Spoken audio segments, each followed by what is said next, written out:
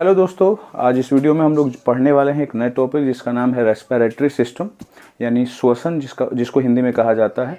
और नॉर्मली श्वसन नाम में एक ये होता है कि लोगों को लगता है ऐसा है श्वसन से कि रेस्पिरेशन का मतलब ये होता है कि आप ऑक्सीजन इंजेक्ट कर रहे हो शरीर के अंदर और कार्बन डाइऑक्साइड छोड़ रहे हो।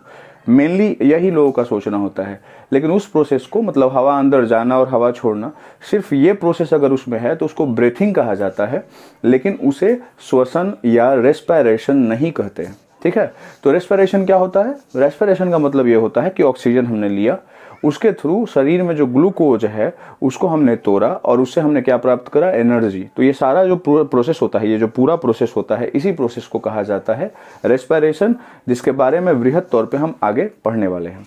तो ध्यान दीजिए, हमने अभी जाना कि नोज एक माध्यम होता है क्या करने का? ऑक्सीजन इंजेक्ट करने का। तो नोज के थ्रू कौन आ जाएगा बताइए? ऑक्सीजन। और यहाँ से वो पहुँचता कहाँ पे है? लंग्स, है ना। और लंग्स के पास पहुंचता इसलिए है क्योंकि लंग्स एक माध्यम बनता है। लंग्स एक क्या हो जाता है? माध्यम बनता है। कहाँ पे पहुंचने का? तो सिंपल सी बात है, ब्लड में पहुंचने का, क्योंकि ब्लड के थ्रू ही वो हर एक सेल के पास पहुंचेगा। तो वहां से O2 लंग्स के पास, उसके बाद ब्लड के पास, और ब्लड के पास वो स्पेसिफिक पोजीशन, मतलब कहाँ पे पहुंचेगा? ऑर्गन के पास, जिस ऑर्गन के सेल के पास जाना है। और ऑर्गन से बताइए, सिंपल सी बात है, मालूम होगा ऐसे ऑलरेडी आप लोगों को, वो पहुंचेगा टिश्यू के पास, और टिश्यू से वो पहुंचेगा बताइए कहाँ पर? सेल के पास, है ना। और यहाँ पर फिर एक रेस्पिरेशन होता है जिसको हम लोग सेलुलर रेस्पिरेशन बोलते हैं, जो आप जानते होंगे। ठीक है, नोज के थ्रू लंग्स के पास, लंग्स से ब्लड के पास, ब्लड से ऑर्गन के पास, ऑर्गन से कहाँ पहुँचता है? टिश्यू के पास, और टिश्यू से कहाँ पहुँचता है? सेल के पास। सेल के पास वो प्रोसेस होता है क्या? कैटाबॉलिज्म होता है। किसका? ग्लूकोज का। और उसके बाद वहाँ पे एनर्जी जनरेट होता है और उससे सेल को एनर्जी मिलती है। सेल को एनर्जी मिलती है तो टिश्यू को एनर्जी मिलती है, टिश्यू से ऑर्गन को मिलती है, ऑर्गन से ऑर्गन सिस्टम को मिलती है। फिर यहाँ से ऐसा नहीं फॉलो करना, ऑर्गन से ऑर्गन सिस्टम को मिलती है, और ऑर्गन सिस्टम से बॉडी को मिलती है, और बॉडी फिर कार्य करने लगता है। समझ में आना चाहिए आपको ये। ठीक है, तो ये एक प्रोसेस है जिसके थ्रू रेस्पिरेशन होता है।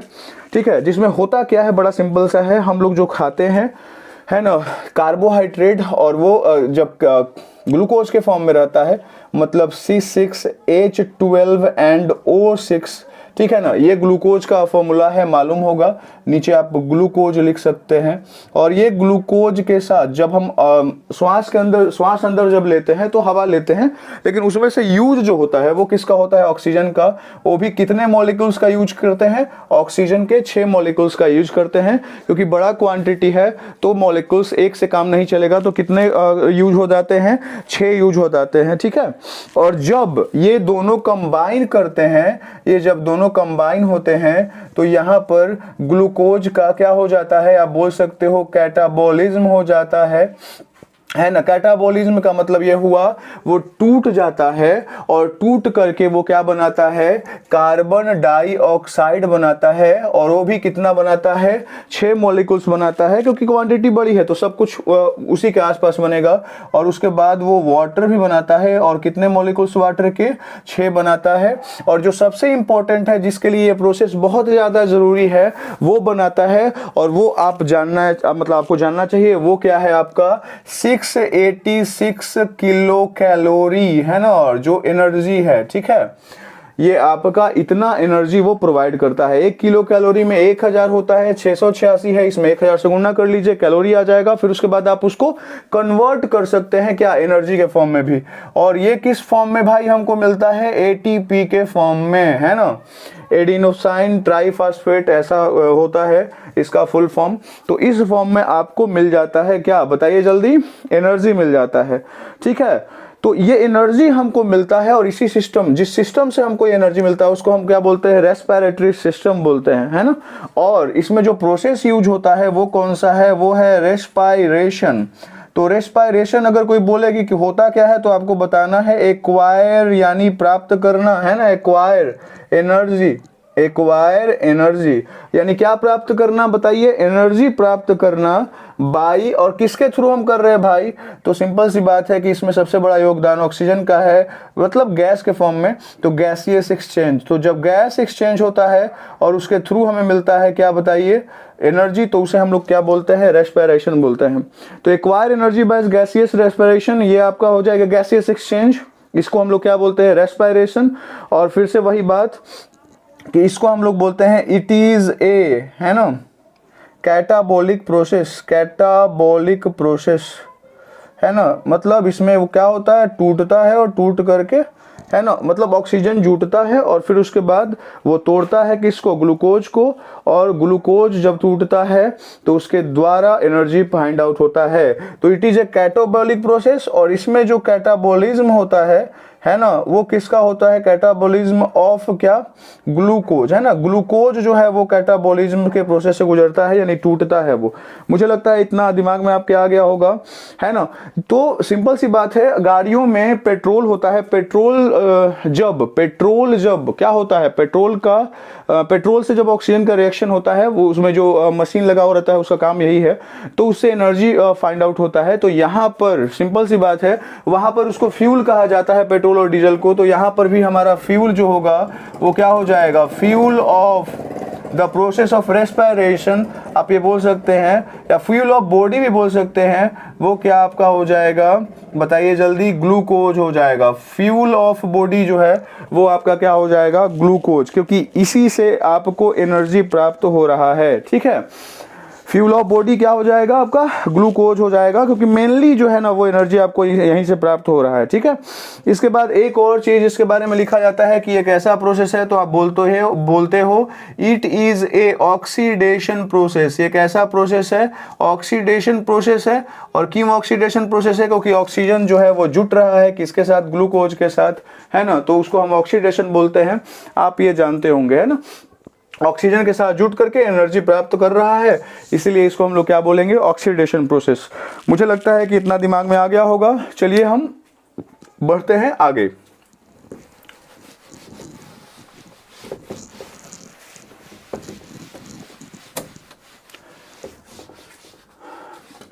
देखिए, ये तो आपने जान लिया कि रेस्पिरेशन क्या होता है, लेकिन रेस्पिरेशन का जो पहला प्रोसेस है, चाहे पहला स्टेप है, वो क्या है, ब्रीथिंग है ना, श्वास लेना, श्वास छोड़ना, ये एक मतलब इनिशियल स्टेप है, आप देख सकते हो।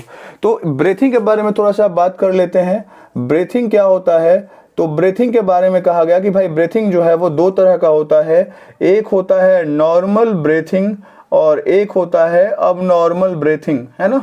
नॉर्मल और अब नॉर्मल ब्रीथिंग, दो तरह का ब्रीथिंग होता है। बोलोगे नहीं, ये तो मुझे नहीं पता था कि ब्रीथिंग भी ऐसा कुछ होता है। तो नहीं, बड़ा सिंपल सा है। नॉर्मल में हम लोग क्या करते हैं, नॉर्मल में हम क्या करते हैं बताओ, इनहेल करते हैं किसको, एयर को, है ना, एयर को यानी ऑक्सीजन को मेनली, है ना। ऐसे तो सब आते हैं, तो इनहेल करते हैं हम एयर को और उसके बाद थोड़ी देर के लिए रुक जाते हैं। तो यहाँ पर जब रुकने वाली बात होती है तो उसे हम क्या बोलते हैं बताओ, पॉज करना। तो पॉज हो जाते हैं, तो इनहेल के बाद पॉज करते हैं और पॉज करने के बाद क्या करते हैं बताओ जल्दी, एक्सहेल। और ये हमारा नॉर्मल प्रोसेस है। आप देखो, श्वास लिए, कुछ देर रुके, फिर छोड़ देते हैं, है ना। भले ही वो टाइम हमको मतलब लगता है कि बहुत कम है, लेकिन कुछ देर के लिए जरूर ऐसा होता है कि हम पॉज करते हैं। लेकिन अब नॉर्मल थोड़ा सा अलग है, ये योगा के जैसा है। योगा करते होंगे आप, तो उसमें ये आप अब नॉर्मल स्थिति आपके पास हो जाती होगी। इसमें क्या होता है, ठीक है, नहीं नहीं नहीं नहीं, यहाँ पे देख लो ध्यान से, नॉर्मल वाले में पॉज नहीं होता है, नॉर्मल वाले में पॉज नहीं होगा। नॉर्मल वाले में होगा इनहेल और आपका क्या हो जाएगा, एक्सहेल। ध्यान दीजिएगा, नॉर्मल वाले में इनहेल और एक्सहेल हो जाएगा, इसीलिए टाइम का पता नहीं चलता है। हम लोग श्वास लेते हैं और छोड़ देते हैं और उसके बाद कुछ देर तक यहाँ पर रुकते हैं जब अगला प्रोसेस इनहेल वाला चालू होता है, ठीक है। और जो अब नॉर्मल स्थिति है, इसमें हम लोग करते हैं योगा वाली स्थिति हो जाती है। इनहेल किया हमने, कुछ देर तक रुकना होता है, इसमें हम रुकते हैं, यानी बीच में क्या हो जाता है आपका, पॉज हो जाता है और फिर हम लोग क्या कर लेते हैं, एक्सहेल कर लेते हैं।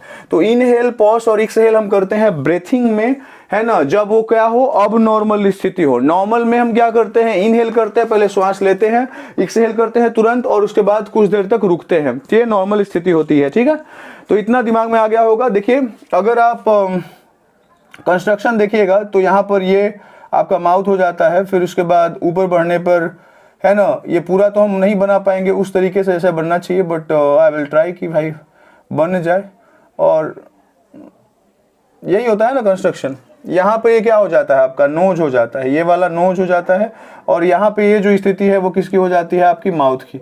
तो ये क्या हो जाएगा, आपका माउथ हो जाएगा, और ये क्या हो जाएगा, आपका नोज हो जाएगा। ठीक है, तो ये दिमाग में रखिएगा। यहाँ से नोज है, उसके बाद माउथ है, उसके बाद जैसे ही नीचे आप जाओगे, है ना, नीचे जाओगे इस तरीके से, तो जब नीचे आप जाओगे, ठीक है, तो यहाँ पर क्या होगा, देखिए यहाँ पे एक स्थिति होती है, यहाँ पे एक पोर्शन होता है जहाँ पर नोज और माउथ दोनों जो है वो क्या हो जाते हैं, मिक्सअप हो जाते हैं। माउथ और माउथ जो है वो ये वाला पोर्शन पे जाकर के मिक्स हो जाते हैं। देखो नोज से भी अगर आएगा ऐसे तो यहाँ पे आएगा, माउथ से भी अगर आएगा तो यहाँ पे आएगा। तो ये एक पोर्शन होता है जो दोनों के लिए क्या होता है, कॉमन होता है। किसके लिए, नोज के लिए और किसके लिए, माउथ के लिए। ठीक है, इतना तो होगा दिमाग में। फिर आगे जा करके ये है ना, दो लंग्स में बढ़ जाता है, एक इधर चला जाता है, एक इधर चला जाता है। ठीक है, और यहाँ पर वो क्या बनाता है, बताइए जल्दी, लंग्स बनाता है। ये दो लंग्स होते हैं ऐसे गोल, ठीक है ना, ये दो लंग्स होते हैं। तो इतना ही अभी दिमाग में रखिए, उसके बाद फिर आगे देखा जाएगा। तत्काल ये पिक्चर को दिमाग में रखिए। देखिए तो नोज वहां पे हो गया, माउथ हो गया, तो उसके जैसे ही नीचे जाइएगा तो ये जो कॉमन पोर्शन है जहां पर वो दोनों मिलते हैं उसको क्या बोला जाता है, फेरिंग्स बोला जाता है। फेरिंग्स आप लिख सकते हो, है ना, फेरिंग्स, फेरिंग्स, फेरिंग्स। तो ये जो है ना, ये वाली स्थिति दिमाग में आपको रखनी है, जहां पर वो दोनों क्या हो जाते हैं, एक कॉमन स्थिति पे जाके मिल जाते हैं। PHRYPH, फेरिंग्स लिख लीजिए, PHYRANAX, फेरिंग्स मतलब ये होना चाहिए। ठीक है, PHRY, उल्टा ही लिखा जा रहा है, PHRY। ठीक है, मिला लीजिए थोड़ा सा स्पेलिंग, और क्या हो जाएगा, NAX, ये है स्पेलिंग, PHRYNAX, ये हो जाएगा आपका स्पेलिंग।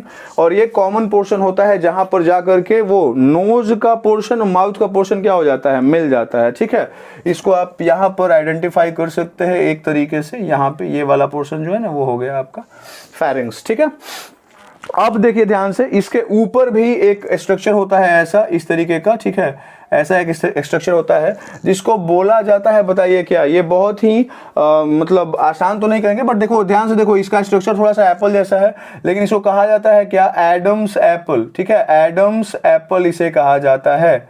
ठीक है, तो आप ये लिखो, फेरिंग्स के जस्ट ऊपर एक स्ट्रक्चर होता है एप्पल के जैसा, जिसको हम लोग क्या बोलते हैं, एडम्स एप्पल, है ना।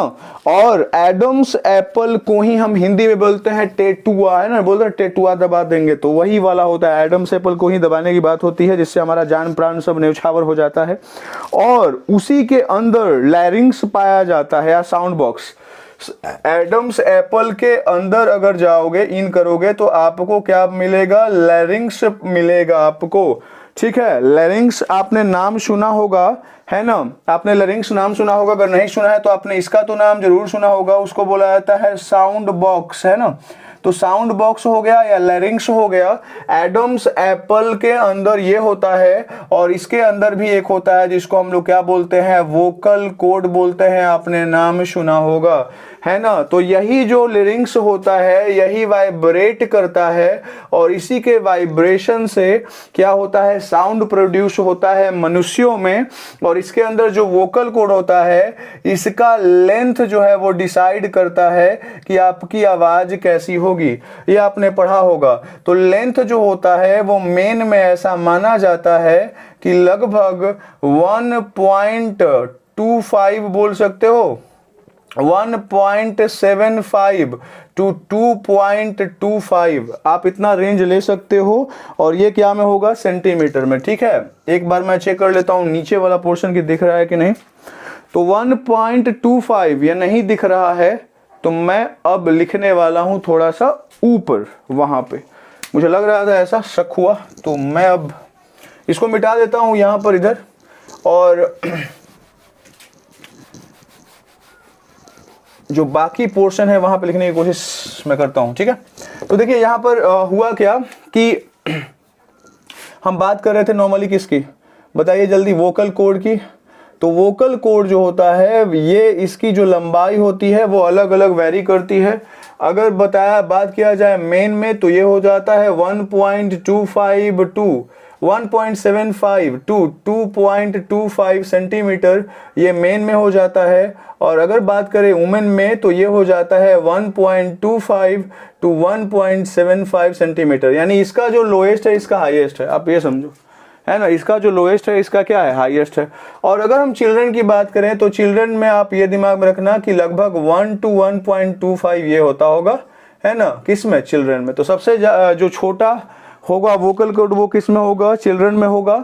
और ये जो वोकल कॉर्ड होता है इसकी जो लंबाई होती है, लेंथ होती है, ये आपको डिफाइन करता है कि आपकी आवाज में जो पिच होगी वो किस तरीके की होगी।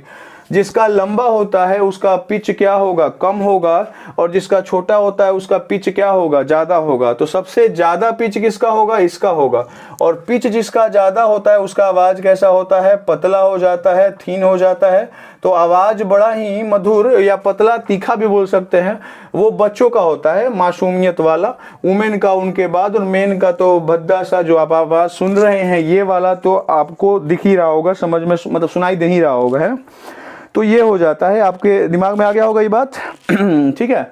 इसके बाद इधर आ जाइए, ये वाला जो है दोनों लंग्स है, और दोनों लंग्स के ऊपर से एक मेम्ब्रेन हो जाता है। ये मेम्ब्रेन जैसे ऐसे होता है, मेम्ब्रेन सेल के ऊपर जो घेरा लगा के रखता है उसको सेल मेम्ब्रेन करते हैं ना, बोलते हैं ना, सेल के ऊपर एक कवर है, सेल मेम्ब्रेन है।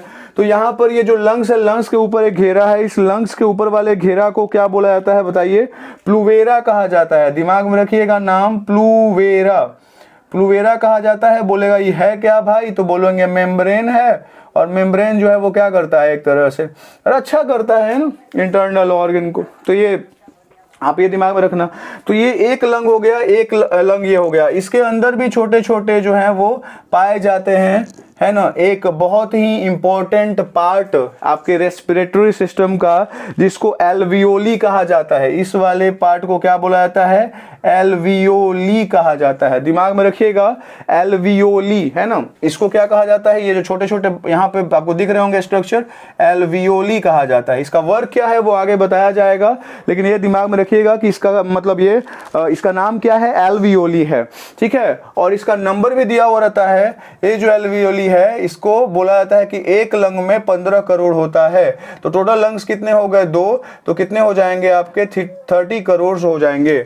यानी एल्वियोली की संख्या जो है वो आपके लंग्स में कितनी होती है, 30 करोड़। मतलब बहुत ही ज्यादा यूजफुल है, ऐसा इसलिए कहा गया कि भाई ये आपका कितना है, 30 करोड़ है। कोई तकलीफ आपको हो रही है समझने में, यहां तक तो नहीं हो रही होगी। बढ़ते हैं अब आगे, ठीक है। मैं एक बार चेक कर लेता हूं कि सही तरीके से यहां पर पिक्चर दिख रहा है या नहीं दिख रहा है। चलिए ठीक है, मिला जुला कर अब बढ़ते हैं आगे नेक्स्ट पोर्शन पे। तो देखिए, अगर हम शुरुआत से बात करें तो हमने बात किया था कि लंग्स नोज से स्टार्ट होता है रेस्पिरेशन, है ना। तो बीच में कुछ और अंग हैं जिनका योगदान है, उस पर हम बात कर लेते हैं। तो सबसे पहले देखिए, ध्यान से सुनिएगा, सबसे पहले स्टार्टिंग तो नोज से होता है। तो नोज का स्ट्रक्चर तो यही हो गया ना, नोज। और फिर यहाँ पे देखिए, यहाँ पे 2 रास्ते आपको नजर आ रहे होंगे इनिशियली, है ना। 2 रास्ते आपको इनिशियली नजर आ रहे होंगे, जिसको क्या कहा जाता होगा बताइए, क्या कहा जाता है, आपको मालूम होगा। इसको नसल कैविटी बोला जाता है, ठीक है। तो दिमाग में रखिएगा, नसल कैविटी इसे कहा जाता है। और नसल कैविटी के बाद क्या पाया जाता है, उसके बाद एक और हॉल है, यहाँ पर एक और मतलब रास्ता है जिसके थ्रू जाता है एयर। इसको क्या बोला जाता है, नॉस्ट्रिल्स बोला जाता है ना, नॉस्ट्रिल्स बोला जाता है, नॉस्ट्रिल्स। और नॉस्ट्रिल्स के नीचे तो आपने देखा ही था, पिक्चर में भी दिखाया था, फेरिंक्स होता है, PHRY, बार बार गड़बड़ हो जा रहा है, PHRY, है ना, फेरिंक्स, फेरिंक्स, फेरिंक्स, ANX, ठीक है। तो यहां पर हो गया नोज, नोज के नीचे आपका नजल, उसके बाद नजल कैविटी हो जाएगा, नोजल कैविटी के बाद नॉस्ट्रिल्स, नॉस्ट्रिल्स के बाद क्या आपका पाया जाता है, फेरिंक्स पाया जाता है। उसके बाद आपका आता है, बताइए क्या, विंड पाइप। ध्यान रखिएगा, क्या आता है, विंड पाइप आता है, जिसको हम लोग एक और नाम से जानते हैं, इसको बोलते हैं ट्रैकिया। तो विंड पाइप आ जाएगा। उसके बाद विंड पाइप जिसको हम लोग क्या बोलते हैं, ट्रैकिया। ट्रैकिया के बाद आपका आ जाएगा लंग्स, जिसको ब्रोंकी भी बोला जाता है। तो ब्रोंकी बोल सकते हैं, या इसको हम लोग क्या बोलते हैं, लंग्स भी बोलते हैं, है ना। और उसके बाद आपको क्या आ जाएगा, ब्रोंकियोल्स आ जाता है। ब्रोंकियोल्स भी एक पार्ट है जो आपका ब्रोंकी के बाद आता है ना।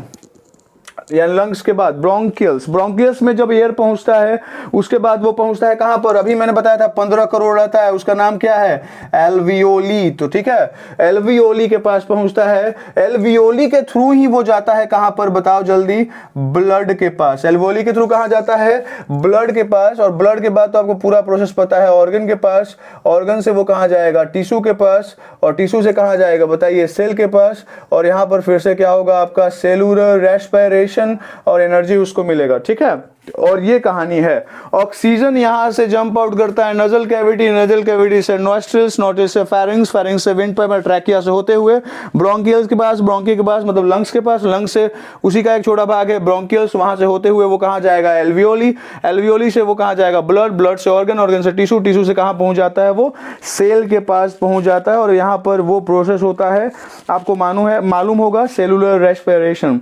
बातें दिमाग में आ गई, बोलिए।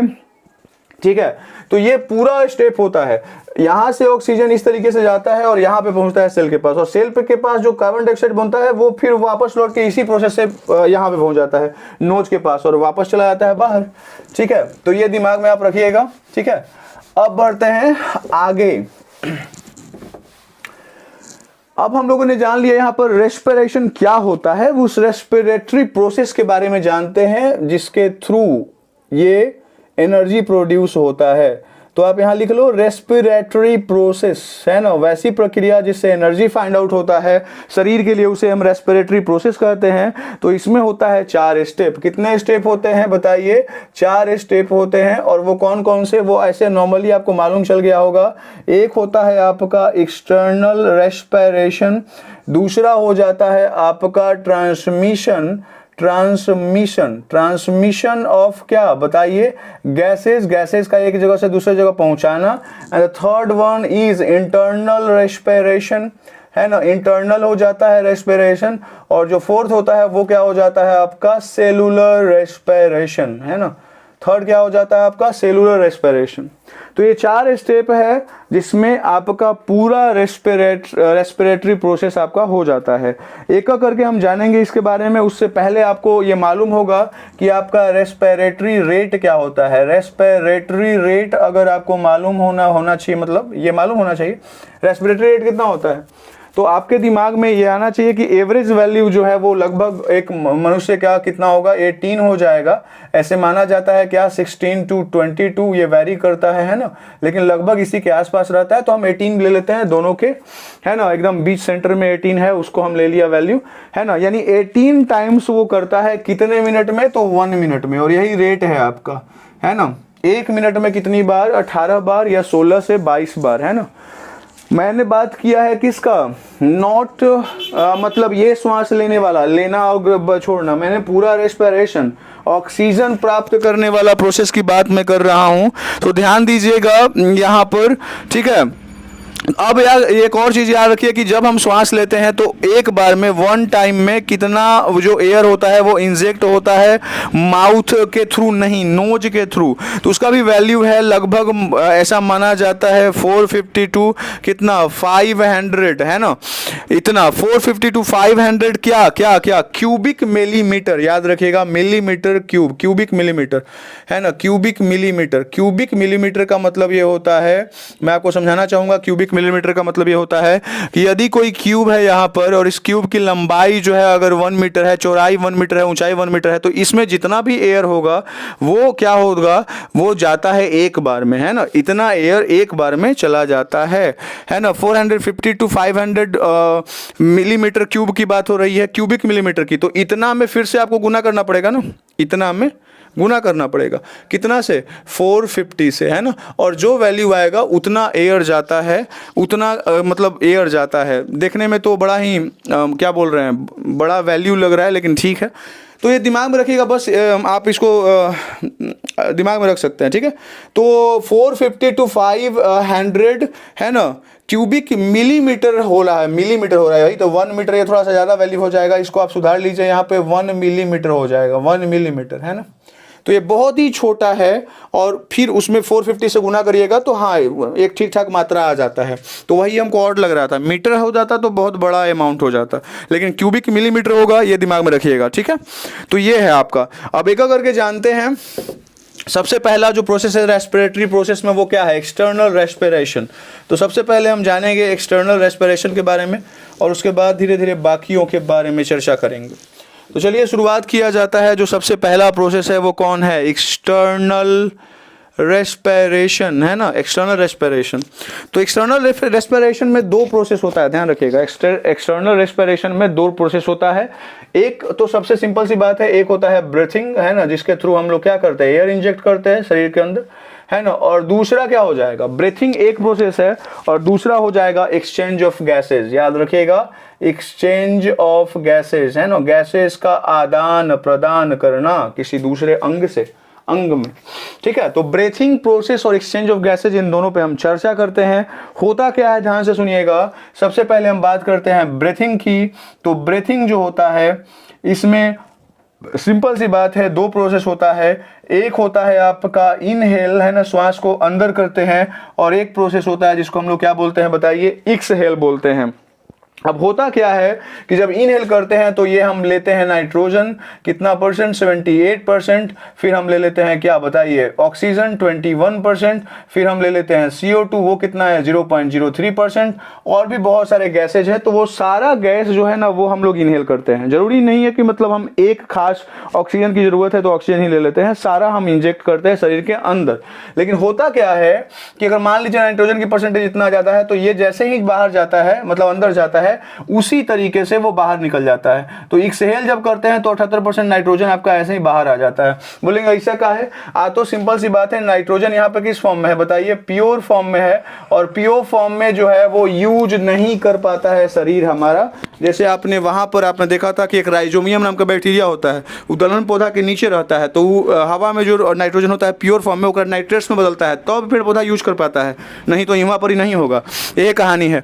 उसके बाद ध्यान दीजिएगा आगे, ऑक्सीजन जो 21% है, इसमें से 4% ऑक्सीजन जो है वो प्रोसेस में यूज हो जाता है। कितना परसेंट, 4% ही यूज हो जाता है वो प्रोसेस में। कौन सा, ग्लूकोज को तोड़ने में। तो बचा जो ऑक्सीजन है वो कितना परसेंट बचा, बताइए जल्दी, 17%। और ये 17% आपका यहाँ पर हो गया, ठीक है ना। ये किसका हो जाएगा, बताइए ऑक्सीजन का। और वो 17% जब यूज हुआ तो वही कन्वर्ट हो जाता है ना, कार्बन ऑर्गेनिक मटेरियल से वो क्या कर रहा है, मतलब उसके साथ मिक्स हो रहा है, तो वो कार्बन डाइऑक्साइड बनाएगा। और कार्बन डाइऑक्साइड कितना हो जाता है, लगभग 4% आप बोल सकते हो, क्योंकि 0.03% तो नगण्य के बराबर है। तो CO2 कितना हो जाएगा आपका, 4% के आसपास हो जाता है, ठीक है। तो यही कहानी है, इस तरीके से काम होता है। इनहेल पूरा लिया जाता है, ऑक्सीजन, नाइट्रोजन, कार्बन डाइऑक्साइड, और फिर इसमें आपका एक्सहेल में भी ये सारे आ जाते हैं, बस अमाउंट जो है वो बदल जाता है। अब बोलिएगा कि ये एक्सचेंज ऑफ गैसेज में क्या, तो इसी में इसका योगदान है जो 12 करोड़ था। क्या नाम था उसका, एल्वियोली। ये क्या करता है, ये ऑक्सीजन को, है ना, एक लिंक देता है। लिंक मतलब एक रास्ता देता है, किसके साथ जुड़ने का, बताओ आप जल्दी फटाक से, ब्लड के हेमोग्लोबिन के साथ, है ना। HB मतलब हेमोग्लोबिन के साथ, है ना। तो एल्वियोली जो 15 करोड़ है, उसका काम यही है कि वो क्या करता है, बताइए जल्दी, एक्सचेंज ऑफ गैसेज कराता है ना। एल्वियोली के थ्रू वो चला जाता है लंग्स से, एल्वियोली के थ्रू वो कहां पे पहुंच जाता है, ब्लड में पहुंच जाता है। तो यही हो गया आपका एक्सचेंज ऑफ क्या, गैसेज। चलिए अब आगे बढ़ते हैं।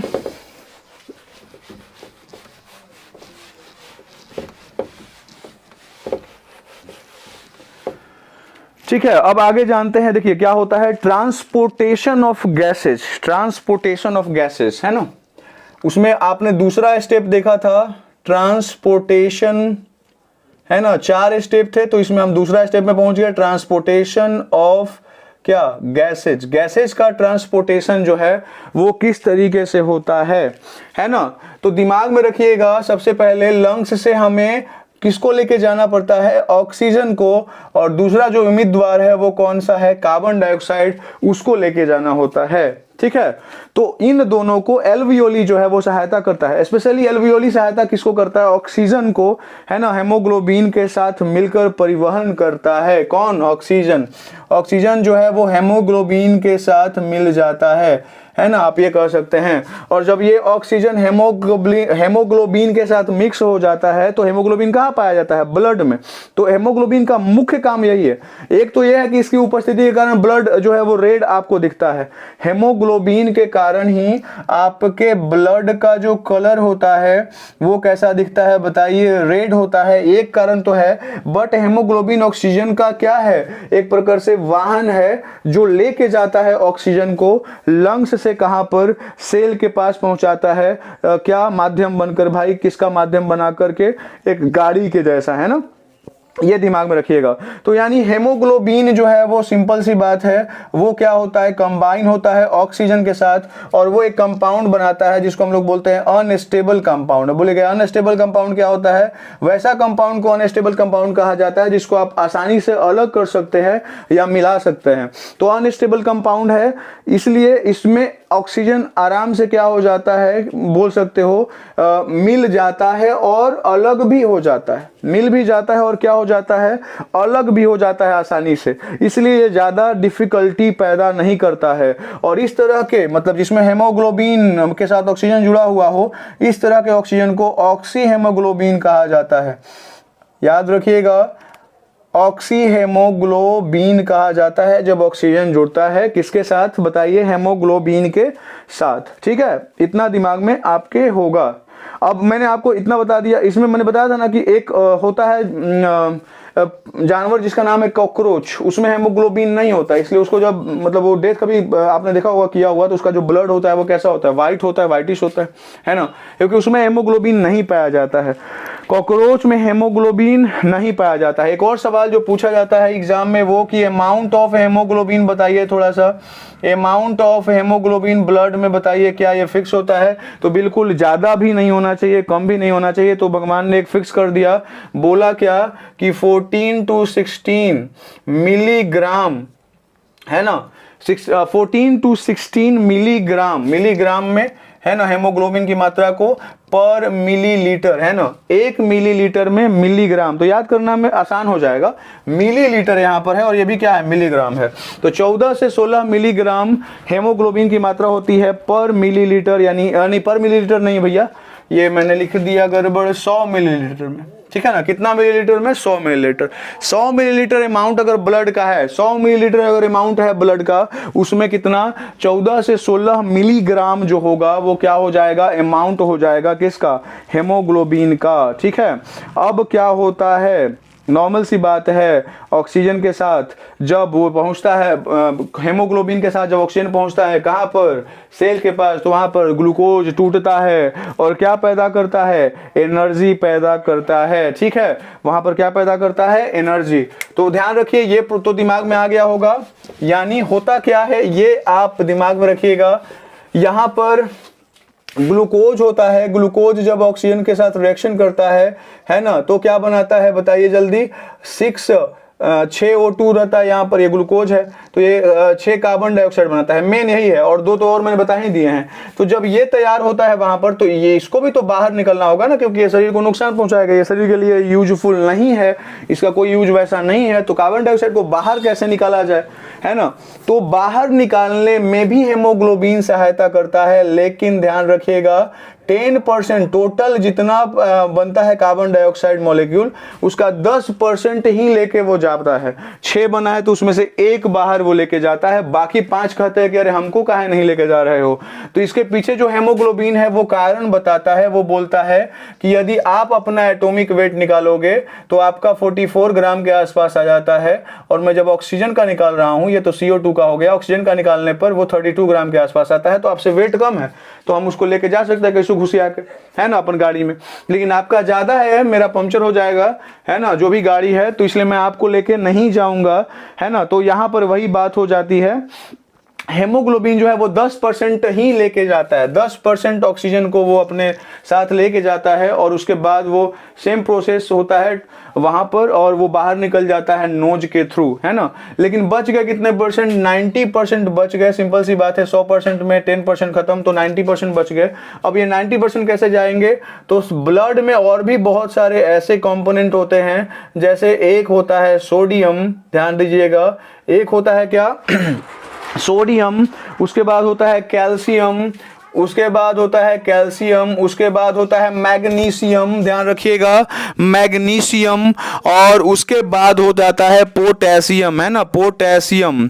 तो इतने सारे तत्व जो हैं वो आपके पाए जाते हैं, सिर्फ वो एक नहीं है ना, वो सिर्फ एक नहीं है, वो एक नहीं है। सोडियम है, कैल्शियम है, मैग्नीशियम है और पोटेशियम है, और ये सब के साथ वो कंबाइन करता है ना, कौन, CO2। तो सोडियम जो होता है वो हर एक के साथ कंबाइन करता है, और कंबाइन करने के बाद CO2 जब वो कंबाइन करता है सब के साथ, तो वो क्या बनाता है, कार्बोनेट बनाता है। क्या बनाता है, कार्बोनेट। इसके साथ तो दो बना देता है, दो तरह के कंपाउंड बना देता है। एक हो जाता है, आप ध्यान देना, सोडियम बाइकार्बोनेट, है ना, ये बना लेता है ना, NaHCO3 कार्बोनेट बना लेता है, और एक बना लेता है NaCO3 जिसको बोलते हैं सोडियम कार्बोनेट।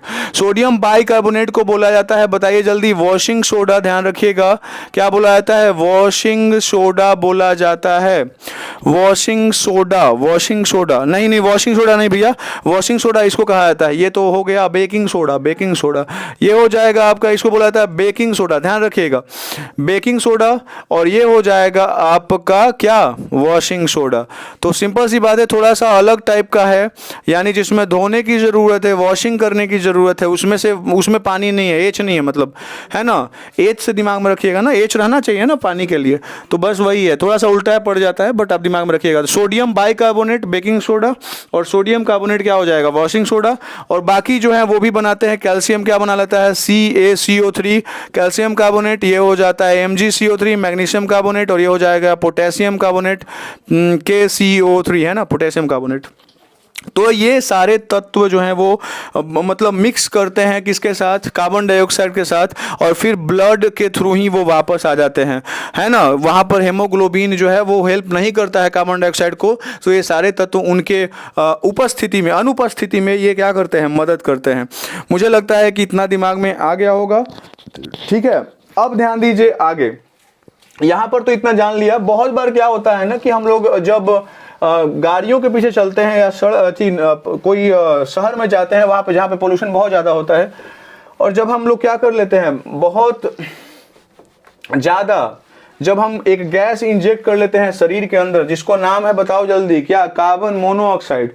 अगर वो हमारे शरीर के अंदर चला जाता है तो क्या हो जाता है। और एक सबसे इंपॉर्टेंट बात होता है कि यहाँ पे हेमोग्लोबिन है, और इसके सामने अगर ऑक्सीजन है, कार्बन डाइऑक्साइड है, और यहाँ पे कार्बन मोनोऑक्साइड है, तो इन तीनों के साथ अगर उसका रिलेशन है, तो आपने देखा था कि अभी तक ऑक्सीजन के साथ बहुत बढ़िया रिलेशन था, कार्बन डाइऑक्साइड के साथ उतना नहीं था, लेकिन सबसे बेस्ट जो है वो किसके साथ है, कार्बन मोनोऑक्साइड के साथ है ना। हेमोग्लोबिन को अगर ऑप्शन मिलेगा कि इन तीनों में किसको लेके जाइएगा, तो बोले कार्बन मोनोऑक्साइड को हम लेके जाएंगे। अगर बचा जगह ना हमारे मतलब क्या बोलते हैं गाड़ी में, तो हम लेके जाएंगे किसको, ऑक्सीजन को। और फिर जब ऑक्सीजन से हो जाए, मतलब ऑक्सीजन का और कार्बन डाइऑक्साइड को तो अलग अलग ही है ना, उसका तो अलग अलग रास्ता ही है, लेकिन अगर इन तीनों में कंपैरिजन किया जाए तो सबसे ज्यादा किसका, कार्बन मोनोऑक्साइड के साथ उसका क्या होता है, रिलेशन अच्छा होता है। दिमाग में आप ये रखिएगा। तो यहाँ पर होगा क्या ना, मान लीजिए यहाँ पे बताया गया है कि मान लीजिए 100 ग्राम जो है वो आपका हेमोग्लोबिन है, 100 ग्राम हेमोग्लोबिन है, और आपका यहाँ पर आप बोल सकते हो 60 ग्राम जो है, या 60 आपका मॉलिक्यूल्स है, किसका है, दो ऑप्शन आपके पास है, एक हो जाएगा ऑक्सीजन और एक हो जाएगा आपका कार्बन मोनोऑक्साइड, ये दो ऑप्शन है। तो 60 कार्बन मोनोऑक्साइड है, 60 ऑक्सीजन है, और 1 ग्राम की कैपेबिलिटी है कि 1 ग्राम जो होगा, है ना, 1 ग्राम जो होगा हेमोग्लोबिन, वो एक मॉलिक्यूल को ही लेके जाएगा, चाहे वो ऑक्सीजन का लेके जाए वो, या कार्बन डाइऑक्साइड का लेके जाए, कार्बन मोनोऑक्साइड का। तो सबसे पहले मैंने बताया ही था कि सबसे पहले वो किसको चुनेगा, कार्बन मोनोऑक्साइड। इसके साथ कॉम्बिनेशन आसान हो जाता है, आसान रिएक्शन आसान हो जाता है। तो सबसे पहले इसको ये लेके चलेगा साथ में, तो कार्बन मोनोऑक्साइड को लेके जाएगा। तो देखो तो ध्यान से, 100 में से 60 यूज हो जाएगा, तो बचेगा कितना बताओ जल्दी, 40। 60 1 ग्राम में 1 मॉलिक्यूल, तो 60 वो है, तो 60 मॉलिक्यूल तो ऐसे समाप्त हो गए, बच गया क्या, 40। लेकिन इसमें देखो ध्यान दो, 40 ही जाएंगे ना अब ऑक्सीजन, बच गया कितने आपके बताओ जल्दी, 20 आपको ऑक्सीजन क्या हो जाते हैं, मॉलिक्यूल्स के बच जाते हैं।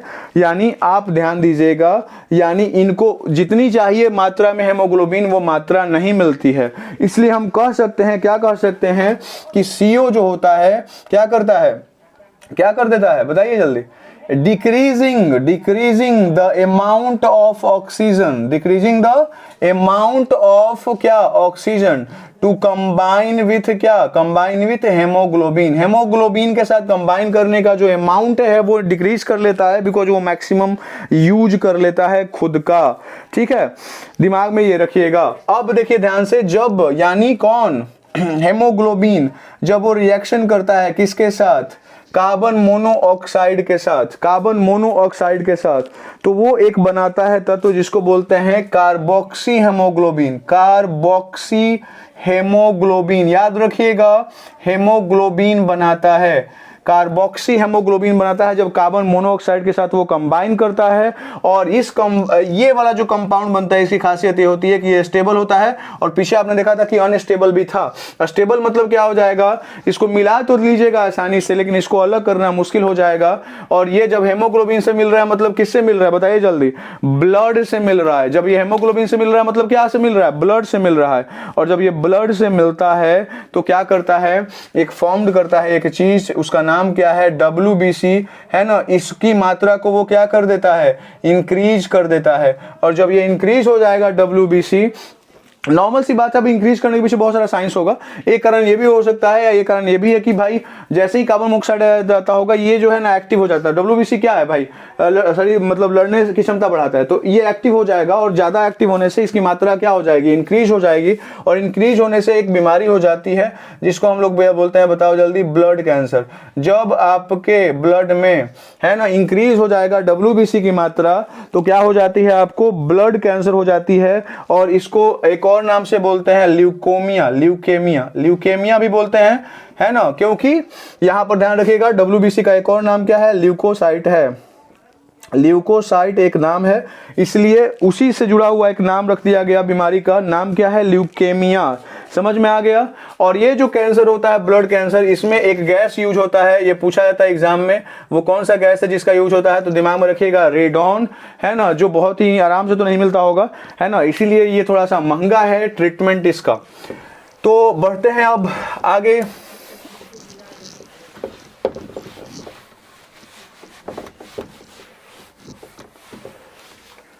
चलिए अब आगे बढ़ा जाए। देखिए एक और प्रश्न जो पूछा जाता है, नॉर्मल आप कॉम्पिटिटिव एग्जाम देखो तो, कि कार्बन मोनोऑक्साइड जब हाइड्रोजन के साथ जुड़ता है तो क्या बनाता है, कार्बन मोनोऑक्साइड जब नाइट्रोजन के साथ जुड़ता है तो वो क्या बनाता है। तो सिंपल सी बात है, हाइड्रोजन जो है वो जब ऑक्सीजन के साथ जुड़ता है तो क्या बनाता है बताइए, वाटर बनाता है। तो यहाँ पर आप उसे जोड़ सकते हो, इससे जो बनता है कंपाउंड वो क्या होता है बताइए जल्दी, वाटर गैस होता है ना। और यहाँ पे जो कार्बन मोनोऑक्साइड है जब नाइट्रोजन से मतलब जुड़ता है तो प्रोड्यूसर।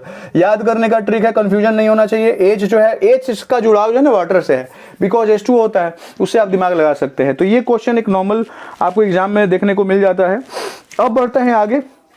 जो थर्ड स्टेप था उसको क्या बोलते थे बताइए, इंटरनल रेस्पिरेशन, है ना। फर्स्ट था एक्सटर्नल, सेकंड था एक्सचेंज ऑफ गैसेज जो हमने पढ़ लिया, और थर्ड क्या है, इंटरनल रेस्पिरेशन। इसमें क्या होता है, इंटरनल रेस्पिरेशन में क्या होता है बताइए, ब्लड के थ्रू हम लोग क्या करते हैं, ऑक्सीजन को पहुंचाते हैं कहां पर बताइए, सेल के पास। इंटरनल रेस्पिरेशन में हम ब्लड के थ्रू ऑक्सीजन को पहुंचाते हैं कहां पर बताइए, ब्लड के पास। और वहां पर सेल के पास दो रेस्पिरेशन होता है बताइए, एक होता है एरोबिक रेस्पिरेशन और एक होता है अनएरोबिक रेस्पिरेशन। जानते होंगे एरोबिक और अनएरोबिक होता है। यहां पर जाके सेलुलर रेस्पिरेशन होता है, लेकिन वहां पर दो तरीके का होता है सेलुलर रेस्पिरेशन, एक होता है एरोबिक और एक होता है क्या, एनएरोबिक रेस्पिरेशन। अब एक करके चर्चा करते हैं कि एनएरोबिक रेस्पिरेशन क्या होता है और एरोबिक क्या होता है और अनएरोबिक क्या होता है। सबसे पहले हेडिंग आप दे दो, किसके बारे में जानना ज्यादा बेटर रहेगा, एनएरोबिक पढ़ लेते हैं पहले, क्योंकि ये थोड़ा सा डिफिकल्ट है, और ये जान लीजिएगा तो आपका वो आसान हो जाएगा, एरोबिक। तो एनएरोबिक लिखिए, एनएरोबिक रेस्पिरेशन पहले। और एनएरोबिक रेस्पिरेशन किसे कहते हैं, जिसमें क्या होता है, ऐसा रेस्पिरेशन जिसमें एब्सेंट होता है। कौन एब्सेंट होता है बताओ जल्दी, ऑक्सीजन। ऑक्सीजन की मात्रा क्या होती है, कम ना होती है, नहीं होती है मतलब, या लेस प्रेशंस होता है। दो चीजें होती हैं, लेस प्रेशंस, है ना, ऑफ O2, या तो ऑक्सीजन नहीं रहेगा, पहला स्थिति ये, और दूसरा केस क्या, जब स्थिति मतलब ऑक्सीजन तो रहेगा लेकिन उसकी मात्रा क्या होगी, कम होगी, उसे हम क्या बोलेंगे, एनारोबिक रेस्पिरेशन बोलते हैं। इसको दिमाग में आप रखिएगा, ठीक है। और एरोबिक जो है वो जस्ट इसका उल्टा हो जाएगा। एरोबिक में सिंपल सी बात है, ऑक्सीजन जो है वो प्रेजेंट रहेगा, प्रेजेंटी ऑफ क्या, ऑक्सीजन, ऑक्सीजन जरूर होगा इसमें, है ना, इसमें कम ज्यादा का कोई कॉन्सेप्ट नहीं है। अब बढ़ते हैं आगे और जानते हैं एनारोबिक रेस्पिरेशन के बारे में थोड़ा सा और। तो सबसे पहले जानते हैं कि कब, जब एब्सेंट होता है ऑक्सीजन, जब ऑक्सीजन नहीं रहेगा तो क्या होगा, ठीक है, तब क्या होगा, तब भी ग्लूकोज जो है वो टूटता है। तो 6 या C6H12 और O6 ये ग्लूकोज हो जाएगा। ये देखो ध्यान से सुनना, यहाँ पर ऑक्सीजन तो है नहीं, ऑक्सीजन तो है नहीं, तो यहाँ पर कैटाबोलिज्म तो इसका होता है, और ऑक्सीजन नहीं होने से, है ना, बाकी जो चीजें होती हैं यानी एंजाइम्स वगैरह इसको सहायता करता है तोड़ने में।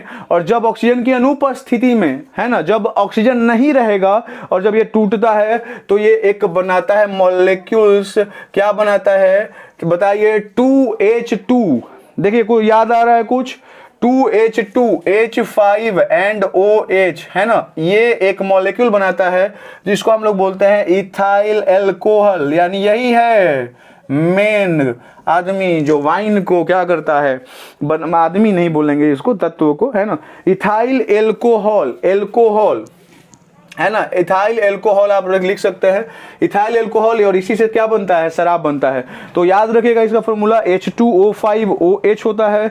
उसके साथ साथ ये कार्बन के भी 2 मॉलिक्यूल बनाते हैं, कार्बन डाइऑक्साइड के, और यहाँ पर भी एनर्जी जनरेट होता है। तो इसका भी वैल्यू याद रखिएगा, लगभग होता है 56 किलो कैलोरी, है ना, 56 किलो कैलोरी जो है वो यहाँ पर आपका एनर्जी प्रोड्यूस होता है। देखिए वहां पर बहुत ज्यादा हुआ था बिकॉज वहां पर ऑक्सीजन की प्रेजेंस ज्यादा थी, तो वो जो प्रोसेस होगा, क्या प्रोसेस, अच्छा आपने देखा है ना कि हलवाई जो होता है वो पंखा चला देता है ना, जहां पर वो खाना बनाता है ताकि ऑक्सीजन जो है ना भरपूर मात्रा में जाए। गैसियस वाला में नहीं, कोयला वाला की बात मैं कर रहा हूं। तो कोयला वाला में ऑक्सीजन की मात्रा ज्यादा पहुंचने पर कोयला की जो दहन क्षमता है, जो वो होता है, मतलब कि जिसको हम क्या बोलते हैं बताइए, दहन को क्या बोलते हैं, दहन हिंदी में बोला जाता है, उसको इंग्लिश में कुछ बोलते हैं, हम दिमाग में नहीं आ रहा है ना, चलिए बताया जाएगा आपको बाद में जब दिमाग में आएगा।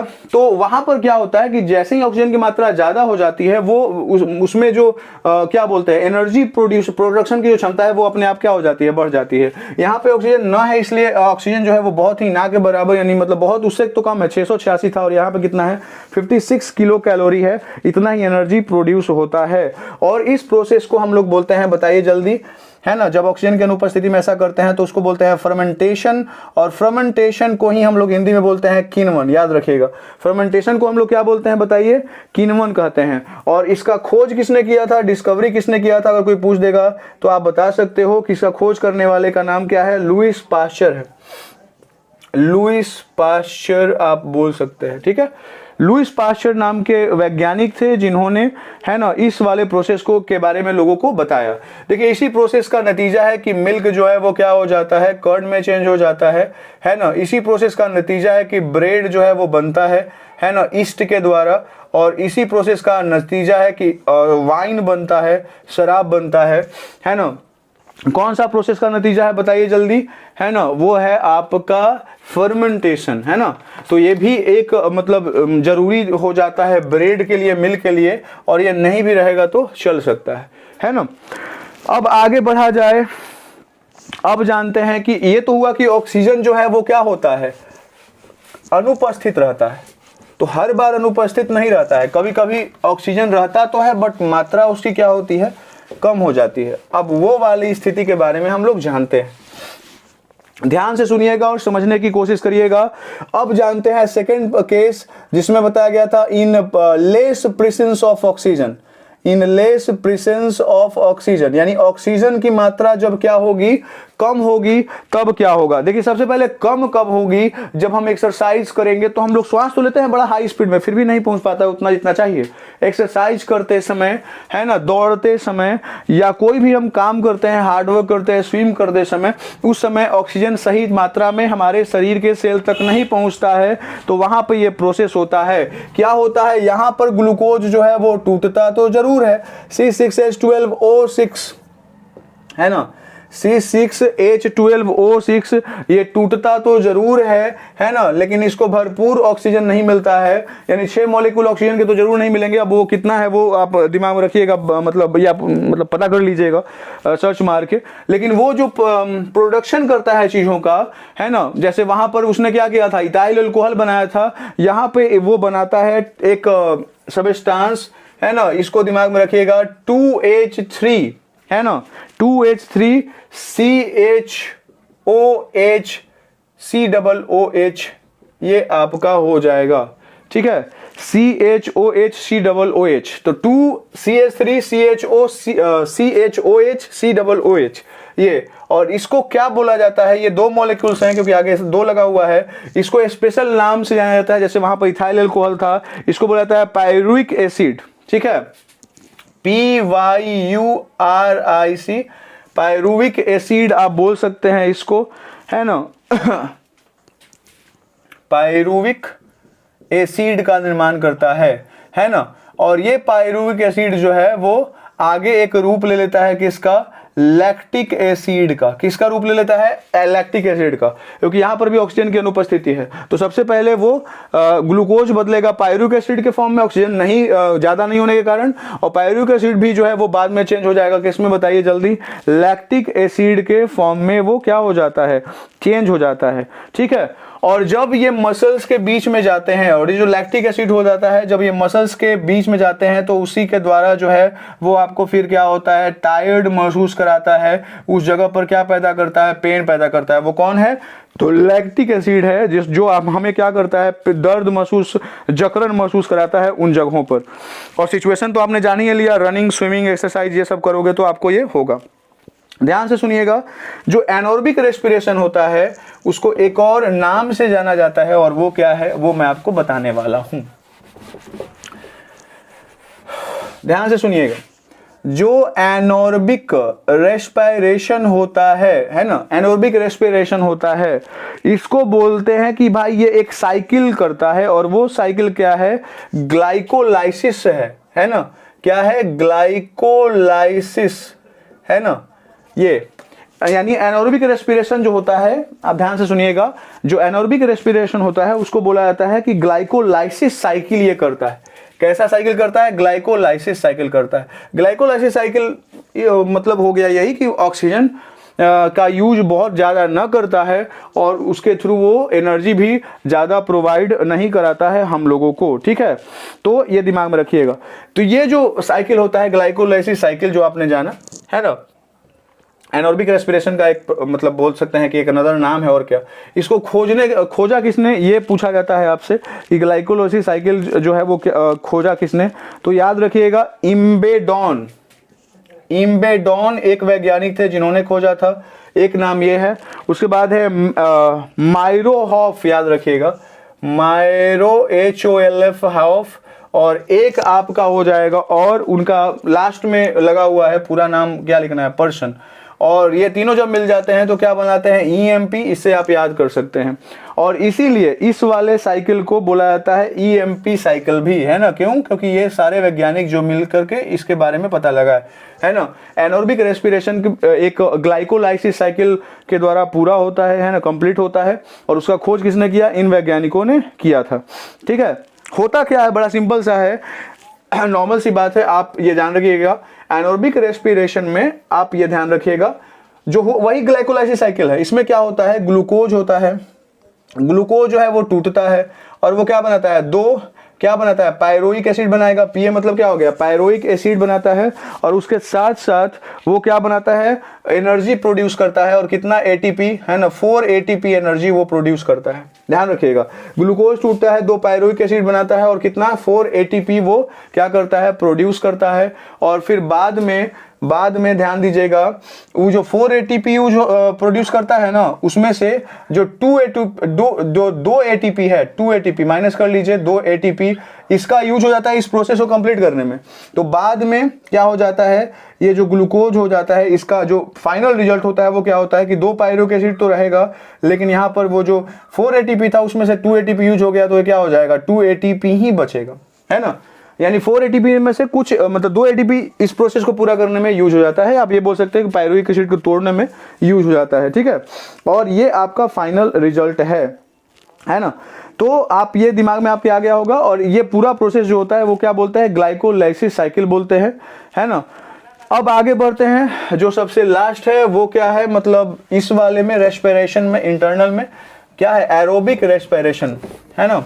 एरोबिक रेस्पिरेशन क्या होता है, ध्यान से सुनिएगा और समझने की कोशिश करिएगा।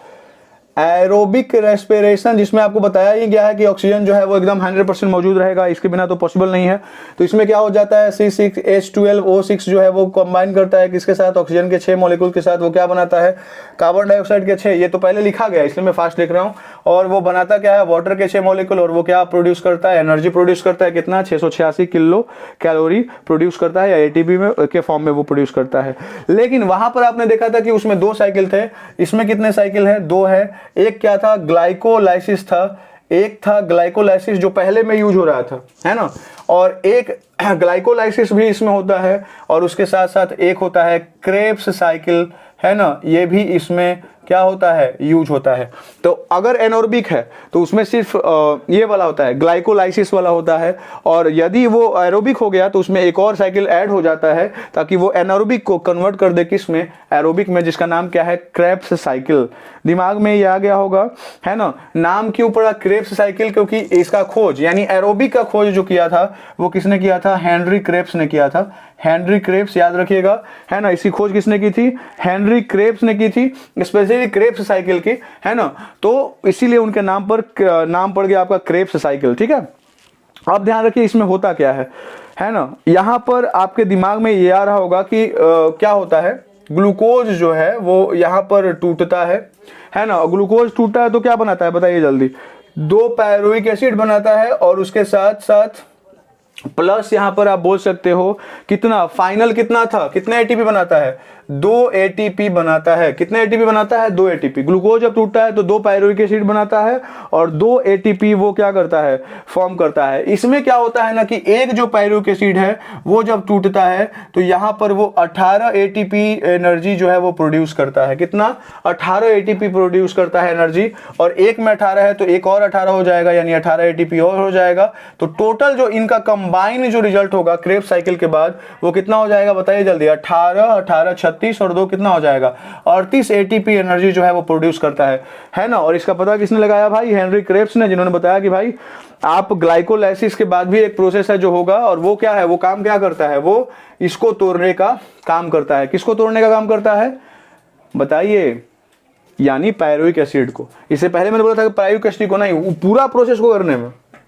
इसके पहले आपने देखा था कि 4 एटीपी बनाता था और उसके बाद उसमें से 2 एटीपी यूज होता था। तो पायरुविक एसिड को तोड़ने में नहीं, क्योंकि टूटेगा तो फिर तो 18 आ ही जाएगा यहाँ पर, तो उसको तोड़ने में नहीं, उस प्रोसेस को, पूरा प्रोसेस को करने में तो 2 एटीपी यूज हो जाता था, इसलिए 2 एटीपी बचता है, ठीक है। इतना दिमाग में आ गया होगा। और ये क्रेब्स साइकिल जो होता है वो एक खास जगह पे होता है हमारे सेल में।